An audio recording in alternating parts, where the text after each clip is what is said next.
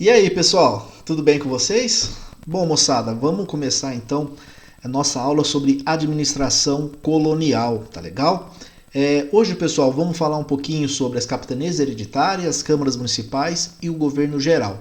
Terminando a aula com o assunto da Igreja Católica dentro dessa estrutura administrativa, tá legal? Lembrando vocês que vocês podem acompanhar, né, este roteiro segundo essas cores que estão aqui a partir da legenda embaixo da página, tá bom? Aqui embaixo do vídeo. Bom, pessoal, a colonização portuguesa, eu tenho pedido isso para vocês, não percam de vista esses temas do início da colonização são simultâneos, tá legal? Então, economia açucareira, administração, sociedade, escravidão, que a gente vai ver ainda, tá, pessoal? Tudo isso está acontecendo ao mesmo tempo. E assim como aconteceu na economia, pessoal, na parte administrativa, a coroa portuguesa também transferiu, terceirizou o ônus da colonização, né? Ela vai passar essas dificuldades, essas responsabilidades para particulares, para as pessoas que se interessassem em vir ao Brasil, tá legal? E por isso precisou pensar num sistema de povoamento, pessoal, que atraísse pessoas de Portugal para que viessem nessa terra desconhecida, tá? Tendo como a primeira preocupação, pessoal, o início da colonização, pela ameaça de estrangeiros, principalmente ingleses e franceses, que estavam presentes no nosso litoral, ou para comprar, negociar produtos, ou mesmo para tentar ocupação do território. E para tentar evitar isso, pessoal, o primeiro sistema de administração regional, vamos dizer assim, a administração desse território, foi o sistema de capitanias hereditárias, tá certo? As capitanias eram faixas de terra, pessoal, que iam do litoral até onde seria o Tratado de Tordesilhas, tá bom? Só que, obviamente, pessoal, isso não tinha uma limitação, um desenho tão preciso, tá certo? A gente pode dizer que era um modelo descentralizado, porque cada capitão donatário, que é aquele que recebe a capitania, ele tem poderes, né, e deveres dentro da sua esfera administrativa, dentro do seu território, tá legal? E a capitania, pessoal, ela se tratava da concessão de direitos sobre uma terra, tá certo? Prestem atenção, pessoal, porque isso é importante. O capitão donatário, ele não recebia a propriedade da capitania, e sim o direito de usufruir daquele território. Por isso eu escrevi aqui, pessoal, que na documentação, né, que entregava os poderes ao donatário, a carta de doação, apesar do nome doação, tomem cuidado, tá? A concessão que a coroa portuguesa fazia era do usufruto vitalício, ou seja, enquanto o donatário fosse vivo, e hereditário. Assim que ele morresse, ele podia passar esse direito ao seu primogênito, tá? O filho mais velho. Então era uma concessão de usufruto da terra e não propriedade, ou seja, o donatário nunca poderia vender a sua capitania, porque ela pertencia à coroa e estava com o direito, uma concessão de direitos a uma pessoa, no caso, o capitão donatário. A carta de doação, pessoal, além desse direito de usufruto, também dava o direito do donatário ter uma sesmaria, que seria o lote da sua fazenda, tá? Sesmaria, pessoal, seria a porção de terra, a gleba de terras, onde esse donatário faria o seu engenho, construiria o seu engenho. E também ele deveria, pessoal, dividir a sua capitania em várias sesmarias e repassar ela para outras pessoas, que seriam os sesmeiros, para ajudá-lo na exploração econômica da capitania. Isso não vai ser feito, pessoal. Os donatários vão entender que dividir a capitania iria diminuir o seu poder. Portanto, essa redivisão não foi feita. E o Brasil vai se caracterizar por grandes latifúndios, não é? Como a gente já viu na parte de economia. O donatário, pessoal, também tinha o direito e o dever, na verdade, de fundar vilas, tá? As vilas eram as cidades, para ter uma base mínima, pessoal, uma estrutura mínima de administração. O donatário poderia fundar uma vila, nesta vila teria uma Câmara Municipal, que a gente vai falar daqui a pouco, tá? O donatário também poderia nomear pessoas para serem seus funcionários, tá? Serem funcionários da administração colonial. Tá legal? Ele também poderia cobrar impostos, uma parte desses impostos ele ia passar para o Estado português. O foral, pessoal, ou carta foral, eram basicamente elencados os deveres dos donatários. A primeira preocupação, pessoal, como eu tinha dito, era a defesa da capitania, né, contra os ataques estrangeiros. Então, defender a capitania era fundamental. A segunda parte, que a coroa vai ficar mais em cima, era repassar os impostos para a coroa portuguesa, tá legal? Para que a Portugal pudesse ter um benefício econômico da exploração aqui do Brasil. Bom, esse sistema de capitanias hereditárias, pessoal, ele não funcionou no Brasil. Eram 14 capitanias para 12 donatários, tá? E basicamente as capitanias não prosperaram, pessoal, por motivos diversos, mas 3 motivos principais. A resistência indígena em algumas regiões. Tribos indígenas, pessoal, que atacaram donatários e colonos, expulsando-os daquela região. Os colonos portugueses começaram a perceber que eles precisariam montar uma estrutura militar para conseguir derrotar esses indígenas e ocupar o território, tá legal? Então a resistência indígena foi um fator. A falta de dinheiro, a falta de capital de alguns donatários, pessoal, foi outro fator. As capitanias eram muito extensas e nem todos esses colonos que aceitaram as capitanias tinham capital excedente para investir na montagem de um engenho, na fundação de vilas, na construção básica de uma estrutura mínima de administração, certo?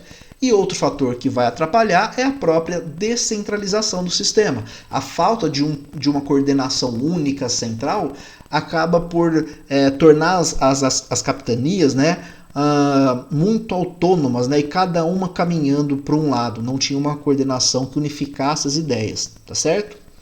Apesar desse fracasso em geral do sistema, pessoal, 2 capitanias prosperaram, 2 capitanias conseguiram sobreviver, a capitania de Pernambuco e a de São Vicente. Em Pernambuco, pessoal, porque era a principal região produtora de açúcar, tá? Então a força da economia açucareira conseguiu ser a base para o desenvolvimento da capitania de Pernambuco. E a capitania de São Vicente, pessoal, que a partir do século XVIII vai se chamar capitania de São Paulo, tá? O estado de São Paulo, conseguiu sobreviver pela produção de gêneros alimentícios, um pouco sim de cana-de-açúcar, tá, pessoal? Mas pouco, mais eram uns alimentos para o mercado interno, pela escravização de indígenas, venda e uso desses indígenas, tá bom? A região de São Paulo, pessoal, era uma região pobre, por isso não tinha dinheiro para comprar escravizado africano. Então a escravização de indígena vai se tornar um pequeno negócio aqui nesta região, tá legal? E São Paulo, a maior vantagem, pessoal, além da produção de alimentos e escravização de indígena, na verdade foi a organização administrativa de São Paulo. Lembra que foi na capitania de São Vicente, na verdade a vila de São Vicente, a primeira cidade oficialmente constituída no Brasil, né? A cidade de São Vicente, que fica ali ao lado de Santos, tá legal? Foi a primeira cidade a ser fundada aqui no Brasil. E isso trouxe uma certa organização administrativa para essa região, tá legal, pessoal? Então essas 2 capitanias vão prosperar por essas razões. Bom, como eu disse para vocês, pessoal, vamos passar agora para o assunto de câmaras municipais. Cada vila no Brasil, cada cidade, tinha que ter uma câmara municipal. E quem tinha o direito de criar essas vilas, de constituir as vilas, eram os capitães donatários. Então, assim, lembra da simultaneidade, tá, pessoal? Então, estão construindo os engenhos, daqui a pouco começa a chegar escravizado no Brasil, e estão constituindo administrações locais através das câmaras. As câmaras municipais, pessoal, seria um braço administrativo da coroa portuguesa. Então existia a coroa portuguesa, os donatários, e abaixo dos donatários, no local, nas cidades, né, nas fazendas, as câmaras municipais seria a extensão do Estado português nessas regiões. Então a Câmara Municipal representava o poder local da colônia, enquanto a coroa portuguesa, né, fora do Brasil, simbolizava o poder central, tá certo? Entre um e o outro nós temos donatários, mas nós vimos que o sistema de capitanias vai fracassar, certo? E aí o que acontece, pessoal? Essas câmaras municipais, que na verdade formavam os elos desta corrente que é a administração colonial, né, tendo o centro em Portugal, essas câmaras municipais, compostas pelos grandes proprietários de terras, tá, que eram os vereadores, que se autodeclaravam, né, criaram uma nomenclatura de homens bons. Eram senhores de engenho, tá certo? Só eles poderiam, pessoal, se candidatar a vereador e só eles podiam votar. As eleições eram censitárias, ou seja, de acordo com a renda. Acontece, pessoal, que este braço, né, da administração portuguesa, que era para chegar nas regiões mais longínquas do Brasil, os vereadores começaram a ter um papel preponderante de poder na sua região. Porque a coroa portuguesa, pessoal, tinha dificuldade de fiscalizar a atuação desses vereadores. O Brasil é um país imenso, tá? Lembra que o Brasil, pessoal, não tinha feição como você conhece hoje. O mapa do Brasil que você conhece, pessoal, ele vai se desenvolvendo, se formando ao longo do tempo. Essas pessoas que estão aqui no Brasil no século XVI e XVII, eles não têm essa ideia de Brasil ainda, tá legal? Mas mesmo assim, a parte conhecida do Brasil era muito maior do que, por exemplo, Portugal. Então, a coroa portuguesa tinha dificuldade de manter um sistema de fiscalização sobre esses vereadores. Então, o que começa a acontecer? Esses vereadores que já têm o poder econômico, porque são senhores de engenho, eles passam a ter um poder político cada vez maior. Eles não sofrem fiscalização, eles meio que fazem o que querem ali. Chega uma lei de Portugal, se for boa para eles, para esses senhores de engenho, eles entram e colocam em vigor. Se não for, eles seguram, tá? A fiscalização é precária. E isso começa a gerar um conflito de instâncias de poder entre os vereadores e a coroa portuguesa. Com base nisso e diante do fracasso das capitanias, pessoal, é criado o governo geral. Então, olha só como é que nós chegamos aqui, tá? Capitanias hereditárias, poder descentralizado, espalhado pelos capitães donatários. Dentro da ideia de capitanias, pessoal, estavam as câmaras municipais. O sistema de capitanias que deveria se sobrepor às câmaras, pessoal, fracassa. Só 2 capitanias prosperam, não é isso? E os vereadores das câmaras municipais, que seriam o elo menor dessa administração, os vereadores cada vez mais concentrando o poder, tá? O que descentralizava ainda mais a administração. E aí o que a coroa portuguesa fez diante disso, pessoal? Criou o governo geral, de modo complementar às capitanias. Então, olha só, o governo geral é para vir por cima das capitanias e das câmaras municipais, tá legal? As capitanias não foram extintas. Portugal aqui tentava centralizar o poder, porque o rei de Portugal vai nomear um governador geral e esse governador, pessoal, responde diretamente ao rei que o nomeou. Ele está acima dos donatários, que restaram, né, que sobraram, e teoricamente acima dos vereadores, tá certo? O primeiro governador geral do Brasil, pessoal, foi o conhecido Tomé de Souza, esse que está aqui embaixo, tá? Uma representação dele, na verdade. O governador geral, pessoal, ele vai ter um papel parecido com o papel que os vice-reis tiveram na América Espanhola. Eles vão ter a ajuda, né, o governador geral, do capitão Mor, que é o responsável pela organização da defesa, das estruturas de defesa do território, o ouvidor Mor, que é o responsável pela aplicação das leis, tá, da justiça, e o provedor Mor, tá, que é quem cuida da economia, das finanças, da cobrança de impostos, etc. Tá bom? Essa é a estrutura. Como o Brasil agora vai ter um foco de poder, um centro, pessoal, que é o governo geral, foi necessário escolher uma capital. E a capital escolhida foi a cidade de Salvador, na Bahia, tá certo? A primeira capital do Brasil, para ser a cidade de centro político do país, da colônia, tá? Junto com a escolha da capital, então junto com o governador geral, pessoal, olha a Igreja Católica, ó, foi fundado o primeiro bispado aqui no Brasil para ajudar a coordenar o trabalho da Igreja Católica aqui na colônia portuguesa.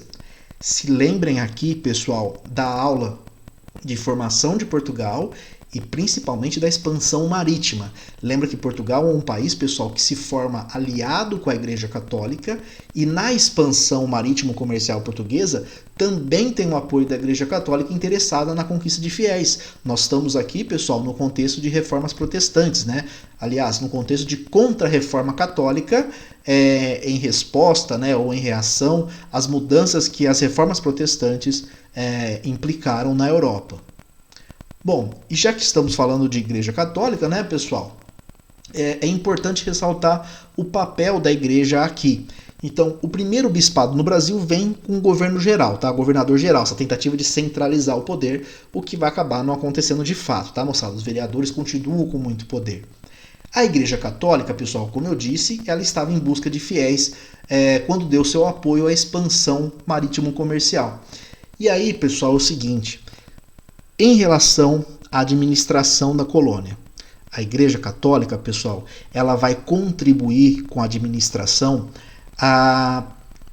impondo a dominação cultural sobre os povos que estavam aqui e sobre os povos que viriam para a colônia, tá certo? Estou falando de escravizados e outras pessoas que podiam vir de Portugal.